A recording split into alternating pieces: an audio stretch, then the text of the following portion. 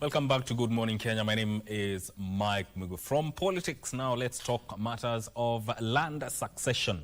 Because when we talk about land succession, it's not something you talk about every day, but it's something that needs to be looked at because it has the potential to unlock Kenya's hidden wealth. Now, when you talk about economy, the focus is usually on public debt, taxation, creating jobs, matters of investment. But rarely do we have a candid conversation when it comes to matters of land succession, and that forms the premise or the basis of our conversation today. And I will having that conversation with Engineer Eng.John Mruttu, who is the chairperson of Agricultural Finance Corporation and is also the former governor of Taita Taveta County. Karibu to Good Morning Kenya. Thank you. Thank you, Mike. Yes. And we've actually summarized the beginning very well, because we have, well, virtually in the whole country, yes, we have very, very many people that are living on land, they're farming on land, yeah, but legally they are not the owners of that land. The legal ownership is still with either dead parents, dead grandparents, or even dead great-grandparents. And this is not just a mere statement, yes, because I've had the opportunity of carrying out a survey nationwide, and that's the information coming through, that over 65% of the land where people live and farm is actually belongs to dead people. Perfect. And you've actually petitioned Parliament on the same matter, and from where you stand, this does not only become a legal issue, it translates to an economic and social development issue. Why? Well, a number of reasons. One, and there's something as a country that we have actually missed. In Kenya, every single year, the number of people that die is about 400,000. Now, assuming that half of that live behind an estate, yes, that translates to 200,000 people whose estates need to be solved. And if those 200,000 cases end up in courts, the figures that I have, I've been told, we have like 200 court stations in Kenya. So it means that every single year, every station has to determine 1,000 cases, which translates to 4 cases every single working day. And of course, as we know, the courts don't just deal with succession. Yes. There are also criminal matters, civil matters, constitutional matters. So simply said, in the structures that we have at the moment, even our court systems are not able to deal with the matter. But leaving that aside, you know, the average age of a farmer in Kenya is 65 years. And we've been wondering why. But what's coming out is clearly because the youth don't have the land. And without a title deed, they cannot borrow money to do the serious farming. So what they do is the ones that can, they try as much as they can. But also more importantly, if you look at the average maize production in Kenya is around 12 bags per acre. Now that average, there are people who produce 30 bags per acre, but for the average to be 12 bags, it means the other people that are producing as low as 5 bags. Now, when you start producing 5 bags per acre, that is not viable, that's not business, that's actually more of a hobby. It's like you're living, it's subsistence. It's subsistence, yeah, and at some point you're going to run out of energy because you lose money this season, you lose money another season, you lose money another season, and at some point you simply give up. And even if you go to the dairy sector, also the average yield per dairy cow is around 10 liters per animal per day. And as we know, there are people who average 30, but for the average to be 10, it also means there are people who are doing 2 liters, 3 liters, 4 liters. So and why is the maize yield low? Why is the milk yield low? It's because you need money to buy, if it's maize, to buy proper seeds. You need money to buy fertilizer. You need money to buy agrochemicals. Yeah. And if it's dairy, you need money for the dairy mill. Yes. And if you don't have cash, the option that people have is to borrow money. But then, where is the security? And most Kenyans, the most security that is available, we normally assume it is land.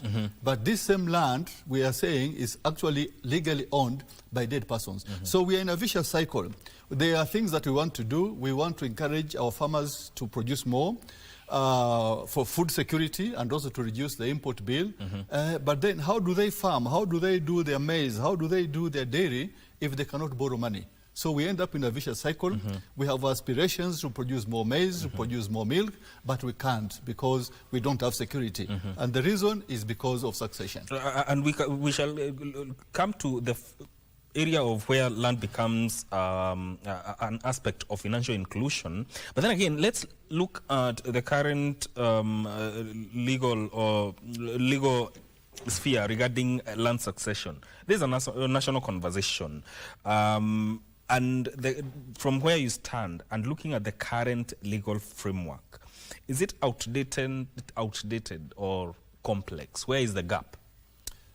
Yeah, I think as you said, the issue about being outdated, I've been advised, because I'm not a lawyer, I'm not a legal person, but a number of lawyers have told me that courts have made some rulings in the recent past that the succession law needs to be aligned with the Constitution.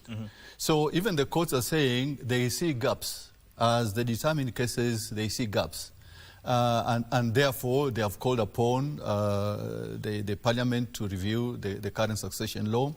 But the conversation is actually quite wider. And the petition that we've taken to Parliament, I'm not asking Parliament to review the laws immediately. Yes. What we need is a multi-sectoral task force that is going to involve Parliament, judiciary, the Office of the Attorney General, Law Reform Commission, women groups, youth groups, religious leaders, and even, cultural leaders, so that they do public participation, so that they all understand the issues properly, so that as they make proposals on the amendments of the laws, they have actually taken the views of Kenyans. And the multi-sectoral approach is important because, again, I've been advised, if you touch the succession law, it has an impact on the other laws. So you cannot just deal with succession law alone. You also have to deal with the land laws and other laws. Because, again, this issue also affects, we have an authority called Unclaimed Financial Assets Authority. Yes. Even there, I'm told there is money that is sitting there. And we have, relatives of people that have died, and the money is sitting there. They cannot access it because they know that is there, and eventually that money is also eventually is taken over by the state. So that's why you need this multi-sectoral approach to look at everything that involves succession and related laws. I've given an example of land, but it's not the only one. Even the unclaimed financial assets. Yeah. And one of your proposals is the establishment of National Multi-Sectoral Task Force on Succession and Inheritance. Yeah. First, why a task force? Because as a country, we have no shortage of task forces and commissions. But then again, why should the public believe that another task force will produce reforms other than just a report that will be prepared and just maybe gather dust once again? Well, I think you have a valid point that we've had very many commissions and the outcome is unknown. But as I said, you want to, when you go through this process, you want to make sure that all angles have been covered, so that you don't end up on reforming one law, and then you'll find that whatever that law says is inconsistent with another law, with the Constitution. And the other thing that is also very important, the Constitution is very strong on the issue about public participation. You have to get the views of Kenyans. You have to understand, the pain that Kenyans are going through on this particular issue. I mean, for example, from Thursday last week, yes, I started collecting views about this issue by using a tool called Google Forms. We created one, and we are sending it to groups and the individuals that we know, and we ask them to keep sending it out. And so far, if you allow me to check, by last night we had received 1,241 responses. And some of the issues, when we ask them, first of all, we ask them whether their family has completed the legal process of inheriting the property and assets left behind by the deceased person. And 65% said no, and 25% said in progress. Then the next question we ask them, if no or in progress, what has been the biggest challenge? And the answers are, number one, 47.5% is process is too expensive, followed by process is too long at almost 39%, followed by family disagreements at 36%, and there's a group that have said they don't know where to start. So when you go through this, there is the issue that requires changes in the law. There's also an element that requires how much is the community, our citizens, aware of the process. The civic education around civic education. When somebody says, I don't know where to start, they're simply in darkness. Yes. Yeah, they don't know how the process works. So the issue about civic education. So for me, that is the strength of doing, taking that multi-task force approach. You said something about the process being too expensive. Why is it too expensive when it comes to matters of land succession? The information I have by talking to a number of lawyers is that the actual court fees are not very high. But as you know, you cannot just walk into a high court. You need to hire an advocate, and that's where the cost comes in. And by the way, we've also done some research on, because I thought, this problem, is it just unique to Kenya? And the answer is not unique to Kenya. What other countries have done is to have two processes, one for what they call small estates, mashamba kidogo kidogo, 1 acre, 2 acres, half an acre, and then for the large estates. Countries, and we have examples of countries like Rwanda, Ghana, South Africa, United Kingdom, and Canada. They have simplified the process for the small estates, where you don't need to end up in court. It is more administrative than legal. But of course, where there are disputes, where there is family disputes, you cannot avoid the courts. But the straightforward cases where there is agreement, where there are no disputes, then the matter is purely administrative.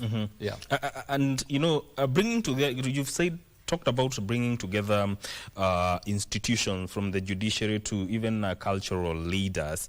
But where should we anticipate biggest disagreement? Where do we anticipate biggest disagreements emerging? And if, let's say, that task force is put in place, where should they focus on dealing with these disagreements? I don't think it's so much a matter of disagreements. It is a matter of bringing different minds to focus on this issue and find a solution that will solve all the causes. I mean, when I was reading through the causes of these delays, we had, of course, the fact that is the cost, the issue about the length, the issue about lack of knowledge, and you would see that there are different players in each one of those. And as we said earlier, I mean, it's clearly, if the cases are just too many, there's nothing the courts can do. It just means that every single year there's going to be a backlog that is going to be pushed to next year, and of course the next year there are new cases coming up, and the backlog will just keep growing and growing and growing and growing every day. Yeah. Something about civic education around matters of succession? Because from what you've said and the information you have, there's a gap in information. So whose responsibility is it to make sure that people, especially in the rural areas, know and understand matters of land succession, especially what the law provides? A very good question, and I'm going to give you a frank answer. I don't know. I don't know who it is that is supposed to give, to provide that information. I don't know who it is that is supposed to do civic education. I mean, obviously, as a country, we moved from a period when, as we were dealing with the new constitution, we had a lot of partners that were willing to fund issues around civic education.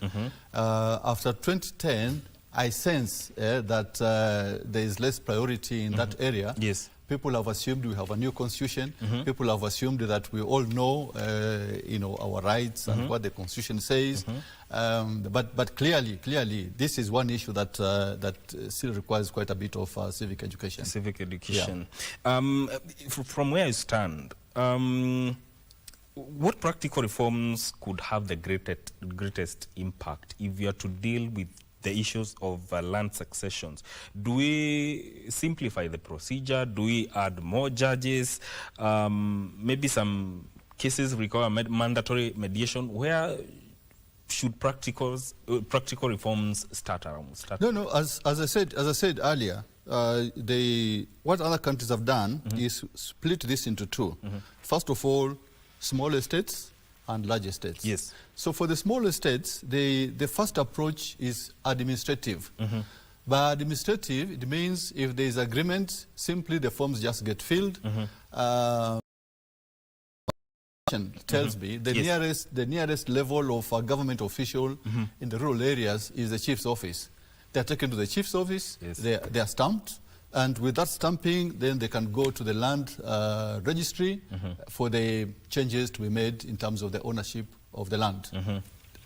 The process is completed. For the large estates or where there are disputes, those can go to courts. Yeah. And by the way, the 1,200 people that have responded, properties of 5 million shillings and less, and those really are small, that's part of the small estates, accounts for almost 72%. So clearly what you see is that the biggest pain is in the small estates. Yeah. So my thinking and learning from what the countries have done, that has been taken away from the judicial systems, more into administrative processes. Yeah. There's a viewer who is asking if the title deeds are in the father's name and he has 3 wives and kids with all of them, how is the successor determined in terms of the children if one of the wives is dead? That is a viewer who is asking that question. I don't know if you can respond to it. So the question is, somebody has 3 wives? 3 wives? Yes. And has 3 kids. The title deeds are in the father's name. Yes. And he has 3 wives and kids with all of them. Yes. How is the successor determined in terms of the children if one of the wives is dead? I think the answer varies from customs to customs. There are some families who would say, if somebody has 3 wives, then the property is divided using the wives. So if there are 3 wives, then if everything being equal, the first wife will get 1/3, the second wife will get another third, another one will get another third. And then it is the wives then those that fall within mother number 1, then will share that portion. And those that are in the second wife will share their portion, and the third will share their portion. I know there are some customs that take that approach. And the others that simply look at all the children and say, if there are 5 or there are 10 children, divide the property equally to the 10 children. So even culture sometimes affects matters of land succession and how it's subdivided. It does, and that's why in the multi-sectoral group we've included the cultural leaders. Yes. Yes, very important. Another one is asking, can the father's relatives take the land away from the children? Interesting, Mike. Yesterday I was talking to a senior doctor, and this is it's something I also didn't know. And in the conversation, this matter came up. And he says, when somebody falls, when somebody is sick, goes to the hospital, some of the forms they sign is to declare who is next of kin. Unfortunately, of course, we all have, a finite lifespan. Sometimes, of course, we die. And, the doctor was telling me sometimes they come under a lot of pressure. Relatives come, to ask the doctors to change the next of kin. Wow. Yeah, and says it happens a lot. So then you ask yourself, why is there a push to change the next of kin? And the reason is, the widow is going to be sidelined. Yeah, these guys, these relatives are going. I mean, if there's some money in the bank, the brother-in-law, the sister-in-laws will have access to that money, and the widow will just perish. Okay. Yeah. Let's look at this whole debate from an economic perspective, because some policy experts argue that unresolved land succession has created something that is called dead capital. That's correct. Land that exists but cannot be fully utilized because there is unresolved issues about ownership. Do you agree that succession reform could become an economic reform as much as it seems to be a legal issue? No, Mike, you're right, and we touched on it a bit. When I talked about the yields, maize yield per acre, and milk, dairy animals. Yeah. And as we said, if the average, again going back to maize, is 12 bags per acre, yes, it means that there are people who are getting less. And of course, if the reverse could happen, and we make sure that all the title deeds then get changed, people have land title deeds they can use as security, that average would go up. Instead of 12, it would go up, probably approaching 20. We'll have more food to feed Kenyans, and the import bill will go down. I was talking to somebody else, and they said, by the way, Kenya produces a lot of milk, but for one reason or another, you need more milk. If we're producing butter in Kenya, you're going to consume more milk than somebody else producing butter in Europe. And what is the reason? The water content in our milk is higher than elsewhere. Yes. Why is the water content higher? It's because we're not giving our dairy animals the correct nutrients that they need, to thicken the milk. Yes. So you can actually already see the impact. That in some countries people use less milk to produce the same quantity of butter. We talk about food production, maize and rice and wheat and even tomatoes. Other people are getting more per acre. So it clearly also has an economic impact. Yeah. And there's customary practices versus constitutional rights. We can't ignore that. And customary practices, they remain influential in many communities, especially when it comes to ancestral land. How do we balance the respect between culture and constitutional guarantees that prohibits maybe discrimination against widows and daughters? I can only say that I'm aware of, again, just reading the papers, I'm not a legal person. I'm aware of a number of cases where some widows have gone to court. Yes. Because they have been discriminated against, and the courts have ruled in their favor. I'm aware of several cases where married daughters have gone to court, also demanding a share of the inheritance, and the courts have agreed with them. So the issue is indeed we have different customary practices in Kenya, but we have one constitution. And what I've been advised is that, where there is a disparity between the two, and if somebody goes to court, the courts will side with the constitution more than the customary practices. And I think that makes sense, because I don't know, we have 42 or 50 tribes. Now, if everybody was going to, to manage their affairs on the basis of their tribes, then it's very difficult to even get alignment as a nation. And that's why the constitution is supreme. So indeed, I think we need to bear that in mind, that even where there is a disagreement, where there is disparity between the two of them, the constitution's provisions will prevail. Yeah. And there's the aspect of, when it comes to land, fraud. And it's a recurring complaint sometimes where relatives dispose of land even before succession. They conceal assets, and maybe in some cases they exclude legitimate beneficiaries. When you look at the existing legal framework within matters of land succession, is it sufficient to deter these practices, and where do we need stronger enforcement? Actually, two things, as you say, the issue about disposal before the inheritance process is completed. You get, if you don't have a title deed and you're selling, you will not get the real value of that property.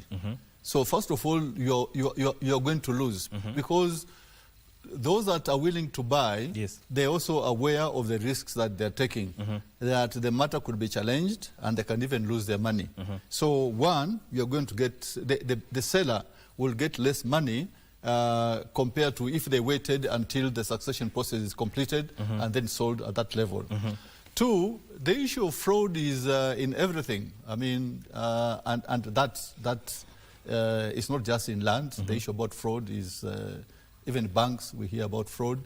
The other day we were hearing about payroll in governments. There are people that are earning what they're not supposed to earn, and that we must leave it to the normal legal process to determine. Yeah. In your petition, you've also linked succession reform to financial inclusion. Yes. And from your engagement with financial institution, the lack of clear ownership, especially within the rural areas, is it a hindrance to access to financial inclusion? How does it play out? No, you're absolutely right, and it is real. It is real. I mean, there is, as during the introduction, as you rightly said, I'm also the chairman of Agricultural Finance Corporation. Yes. And by the way, this whole issue, I stumbled on it because I was meeting a number of farmer groups. There's a day I was in Bungoma. I just stumbled on a few people and we started talking.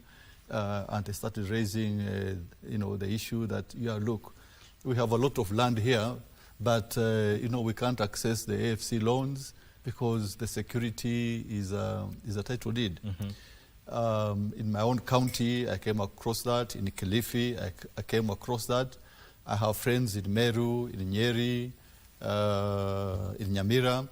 And initially, I was asking myself, why are we allowing this issue why are we not resolving this succession issue? Yes. So my initial reaction was to push them and say, guys, let's sort it out, because if you don't sort it out now, the more you leave it, by the time it gets to your grandchildren, it even becomes more complicated. But then the issue of the cost came up. Yeah. This small shamba now, for me to go to the High Court is going to cost me 300,000 shillings. I don't have that kind of money.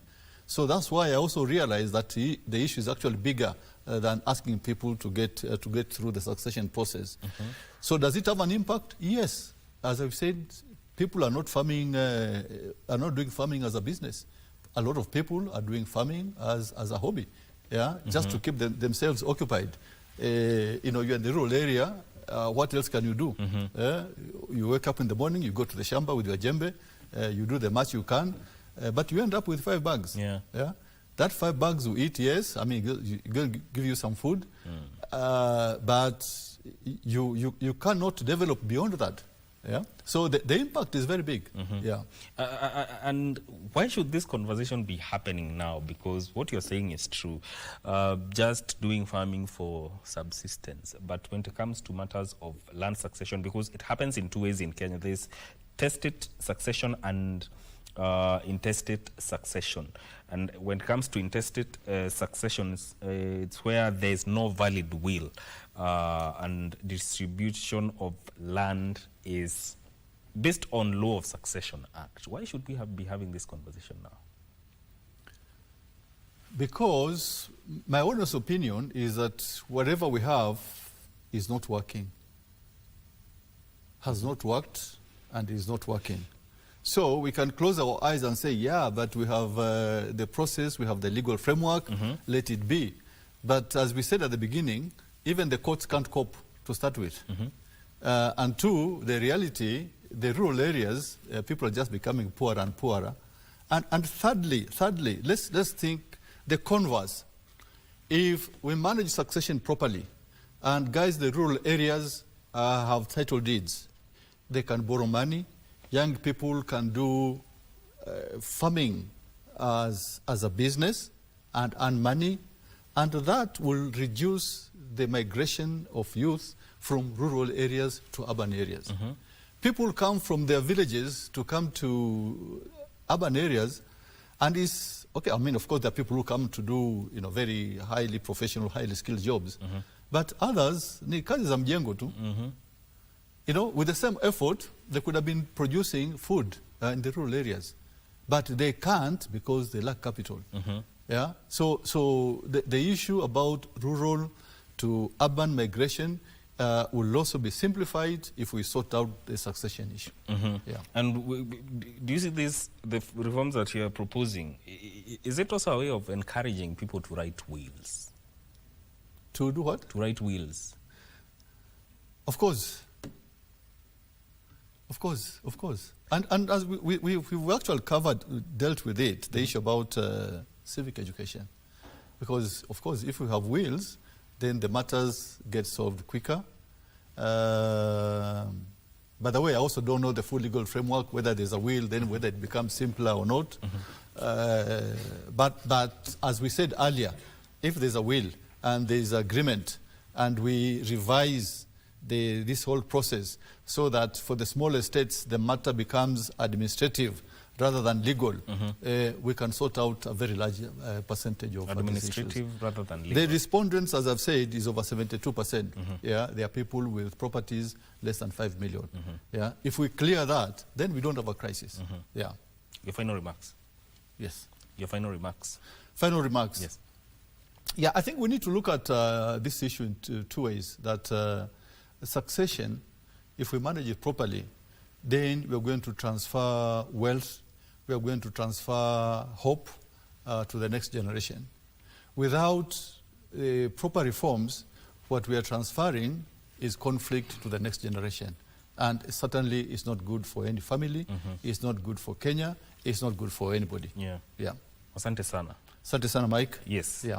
That has been Engineer John Mruttu, who is the Chair, Agricultural Finance Corporation. He's also the former governor of Taita Taveta County, speaking to us about matters that pertain to land succession and how it can unlock Kenya's hidden wealth. This conversation ends now. Thank you for tuning in. My name is Mike Migwe. Vivian Ndegwa is up next with Health Tuesday. Stay with us.